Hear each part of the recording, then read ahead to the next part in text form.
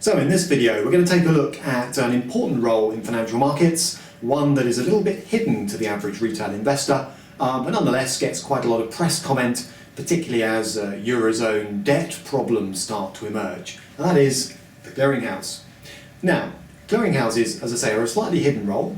As an average retail investor, you'll only hear about them really when things go wrong, in a way, or they change the rules and cause one or two of the major players in the market, the big banks, to sort of panic a bit. So, what do? Where do they fit in? And what causes the panic that we've seen in the last couple of weeks as the Eurozone bond crisis unfolds?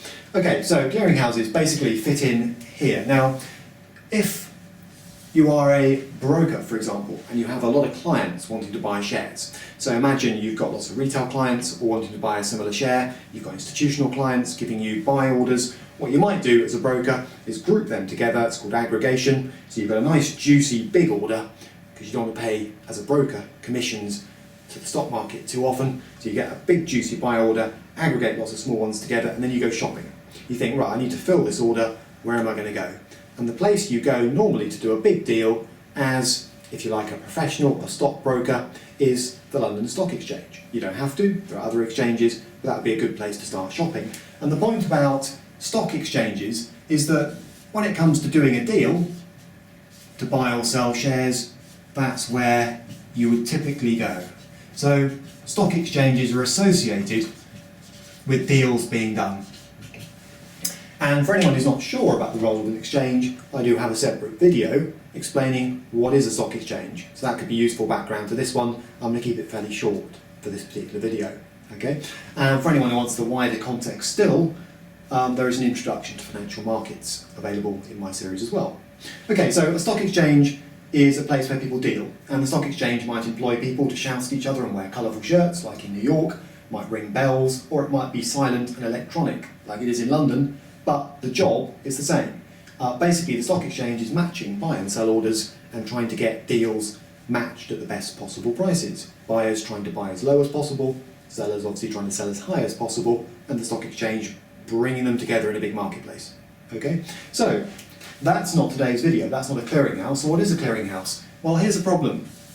Now, anyone who's bought a property will know about this problem. You go out and look at a property, you agree a price with the seller, and then it can take months to get your hands on the front door keys.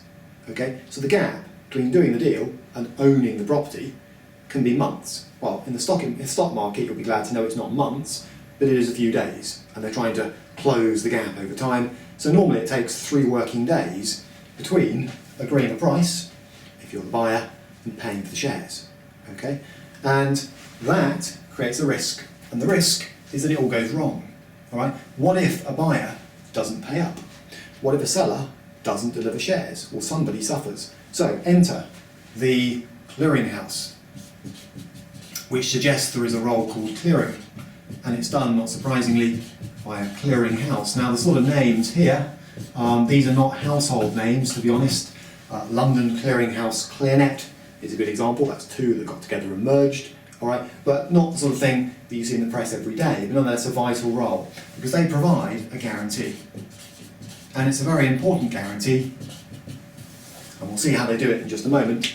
They basically say as soon as the deal is struck at the London Stock Exchange, they step in and guarantee it. In other words, they say although there's a gap between the deal being done, that's the price and the number of shares being agreed, and actual legal entitlement to them, because shares are re-registered in the name of the buyer, although there is a gap, we'll make sure nothing goes wrong. In other words, if the seller doesn't deliver the shares they've promised, here, we'll deliver them. If the buyer doesn't hand over the cash on the right day, we will. Well, that's quite a big promise to make. It's an important one. It boosts the number of deals that get done, because without that guarantee, people might not trust the stock exchange, or they might not be prepared to do anonymous deals at the London Stock Exchange. So that guarantee is quite important, because it enables people to trade facelessly without revealing who they are at the stock exchange. It's quite attractive, and also it encourages people to come to the stock exchange. Now, before we talk about that in a bit more detail, and that's today's video, there is a third role, which I'm not going to talk about much in this video, called settlement. And that's where you actually get it's done electronically these days, legal title to the shares changed, because shares have to be legally re-registered like property, so that means that the seller's name's got to come off a register somewhere, and the buyer's name's got to go onto it, and the cash is actually moved from the buyer's bank account to the seller's bank account via the clearinghouse. Okay? And there are organisations that do that. One of them is called Euroclear Crest, but I won't talk about that in today's video. Just be aware that there's a 3-stage process, and of course if you're wondering why you pay your broker $9.99 per trade, it's because they have to pay for that bit, and that bit. Probably doesn't cost them $9.99 per trade in total, but nonetheless in principle that's what you're being charged for. And here's the point: when do you, as a retail investor, ever see these organisations? The answer is you don't, because you just ring your broker and say, buy me 1,000 Tesco shares. But the broker's then got to worry about where he gets them from, whether there's any risk of the trade failing, and also re-registering legal title and all that kind of stuff. So, how do clearinghouses offer this central counterparty guarantee, as it's known? How can they promise that nothing will go wrong? Quite a promise to make. Here's the answer. Okay? What they do, now I'm not going to get too techie about this, you'll be glad to know. What they do is they step in between the buyer and the seller and take over the entire contract. So imagine, normally, you'd expect, if I was buying 1,000 shares from you this morning, you'd expect it to be a simple contract whereby I pay you cash at some point, you deliver shares, and everybody's happy. Okay? What we're saying is, the way the markets organise things is, yeah, that is going to happen eventually, but basically what the markets do is they say, well, the deal at the London Stock Exchange needs to be guaranteed by somebody. So London Clearinghouse, let's use that as an example, LCH, London Clearinghouse, ClearNet, to give it its full name, breaks the contract the moment the terms are agreed at the exchange, and it becomes the seller to every buyer. This is what they mean by a central counterparty, and the buyer to every seller. So for lawyers out there, that's a process. Breaking a contract like that is known as novation. Not going to worry about that too much, but basically they step in to create two contracts where there was one. They literally divide it in two. So now what they're saying is, actually, you're dealing with us now. So the seller will be delivering shares to London Clearinghouse, all right, and negotiating with them if it doesn't work out, or being sued by them if it doesn't work out, or whatever. Over here, the buyer has a deal with London Clearinghouse, all right. They no longer care who that person is. They'll never see that person, never meet that person. They may not even know their name, all right, because they know the deal has been taken over automatically by LCH, and if something goes wrong, the contract with LCH. So, quite a promise they're making here. This whoever these people are, and they're set up by the city for the city, okay, whoever they are, that's quite a big promise to make. When you think of the millions of shares that are transacted every day, and they're stepping in and guaranteeing both sides of every single contract. How do they do that? Well, here's the answer. It's something called margin. And I will be taking this on in another video. It doesn't just apply to share transactions, it applies to bonds, derivatives, all kinds of other stuff. But here's the principle. What they do is they say, in order to provide the guarantee, okay, to both sides of the contract, both parties to the contract, we need a deposit. The moment you strike a deal at the London Stock Exchange, okay, to buy or sell shares, we want a deposit. Now the deposit is not the full value of the contract. Okay, we're not that suspicious that people won't deliver or honour their promises. We want a proportion of the value of the trade on deposit with us until the whole thing's wrapped up in 3 working days' time. And then both of you can have your deposits back, plus a bit of interest. All right? So they take a deposit. Now the amount varies, and I'll get into that in another video, but let's call it 10 to 15% of the value of the contract, say for 1,000 Tesco shares, has to be put up front on deposit in an account held and organised by London Clearinghouse. And as long as the buyer ends up paying the full amount after, say, 3 working days, and the seller delivers all the shares they promised, then those deposits are returned. All right?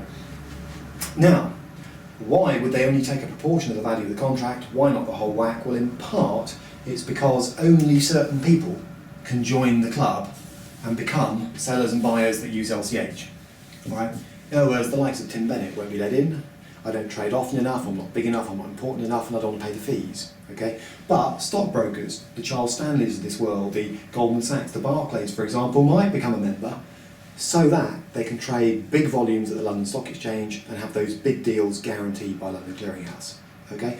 Because it's a risk business we're talking about here, so really this central counterparty guarantee only applies really to sort of big trades in terms of risk of non-delivery of cash, non-delivery of shares, and therefore membership tends to be restricted, like it is at the London Stock Exchange, to a list of eligible institutions, they're called, but that just means firms that have met the membership criteria. All right? So London Clearing House reduced their risk by only letting certain people join. They then decrease it further by taking this thing called margin upfront, which is refundable once both sides have honoured their part of the bargain. Now, I'm going to finish this video with a quick mention of the Italian bond market. Where do you see these people in the newspaper? The answer is day to day you often don't, but Eurozone debt woes are throwing them into the news more often than they would be normally, because if London Clearing House get worried, so for example, imagine this is a contract involving Italian government bonds, for example, and there's some uncertainty about the whole status of Italian debt at the moment, then what London Clearing House can do is say, well actually we're a bit nervous. We're providing the central counterparty guarantee on every contract, but actually we are a bit worried about the subject of the contract. So they can boost margin requirements. And you'll see that comment made in the press. They'll say today, London Clearing House increased the margin requirements on contracts involving Italian government bonds, for example. And that means they're saying, well, the percentage you put down up front is no longer 5, for argument's sake, it's 10 or 15. And that creates a bit of a cash flow headache for the people who use London Clearing House, because suddenly they've got to put down a lot more cash up front than what they were normally expecting. And the effect of that can be to put people off trading the contract.